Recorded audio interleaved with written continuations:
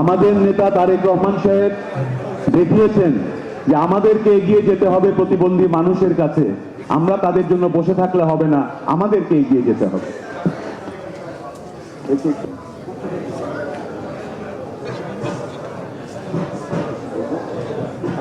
উপরে, হ্যাঁ অবশ্যই অবশ্যই, এটা জাইমার জন্য করেছে ওরা।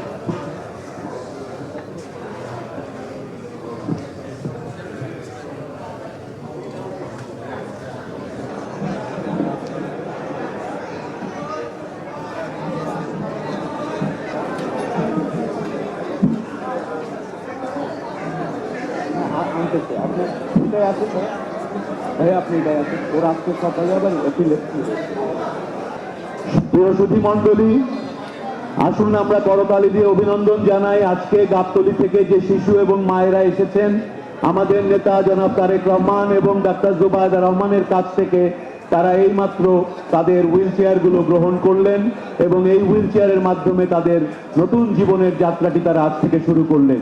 সবাইকে অভিনন্দন, সবাইকে ধন্যবাদ। আপনাদের এর সাথে আমরা আমাদের অনুষ্ঠানের এখানেই সমাপ্তি ঘোষণা করছি। সবাইকে অনেক অনেক ধন্যবাদ। বিশেষ করে ধন্যবাদ আমাদের ব্যস্ত সময়ের মধ্যেও আমাদের নেতা জনাব তারেক রহমান এবং ডাক্তার জুবায়েদা রহমানকে অনুষ্ঠানে আমাদেরকে উৎসাহিত করার জন্য। ধন্যবাদ সকলকে।